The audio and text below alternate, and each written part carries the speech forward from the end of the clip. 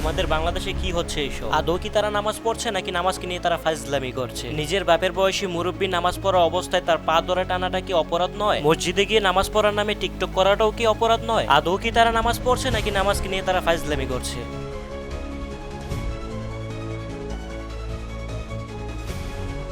আসসালামু আলাইকুম। অনেক দিন যাবত বিষয়টা খেয়াল করেছি, রমজান মাস আসার সাথে সাথেই আমাদের জেনারেশনে একটা পরিবর্তন দেখা দেয়। ইফতার পার্টি নামে আমরা নতুন করে একটা ট্রেন্ড শুরু করেছি। ফেসবুক টিকটকে ঢুকলেই দেখা যায় হাজার হাজার মানুষ ইফতার পার্টি করতেছে। বিভিন্ন রকম খাবার সাজিয়ে তারা ব্লগ কিংবা রিলস বানাচ্ছে, আর সেই ভিডিওগুলো ফেসবুক কিংবা টিকটকের মাধ্যমে তারা পাবলিকের সামনে তুলে ধরতেছে, আর সেই ভিডিওতে মিলিয়ন মিলিয়ন ভিউজ হয়। তবে সবচেয়ে বড় সমস্যা হচ্ছে এই ভিডিওগুলো মানুষ দিনেও দেখে। যেহেতু এটা রোজার মাস, সে হয়তো সবাই রোজা রাখে, এটা না হয় বাদে দিলাম। রমজান মাসে আমরা ম্যাক্সিমাম মানুষই নামাজ পড়তে যাই, তবে আমাদের মধ্যে কিছু ছেলে আছে যারা নামাজের বদলে যায় ফাইজলামি করতে। এ থেকে আমরা আমাদের ধর্মটাকে ছোট করে ফেলতেছি না? মসজিদ হচ্ছে একটা ইবাদতের জায়গা, সেখানে গিয়েও যদি ফাইজলামি করা হয়, এটা কি মানার মতো? আপনার যদি নামাজ পড়তে ভালো না লাগে আপনি চলে যান, নামাজ পড়ার দরকার নাই। তবে আপনি নিজেও নামাজ পড়বেন না, আর যে নামাজ পড়তে গেছে তাকেও নামাজ পড়তে দিবেন না, এটা কিভাবে হয় ভাই? সবকিছুরই একটা লিমিট থাকে। তবে ধর্মকে নিয়ে হাসি ঠাট্টা করা এটা একদমই মেনে নেওয়ার মতো নয়। রমজান মাসটা হচ্ছে একটা রহমতের মাস, সেই মাসেই আমরা ইবাদতের নামে ফাইজলামি করতেছি। আপনার কাছে এটা স্বাভাবিক মনে হলো, আমার কাছে এটা একদমই স্বাভাবিক না। কেননা নামাজের মাধ্যমে আমরা আল্লাহর সাথে কানেক্ট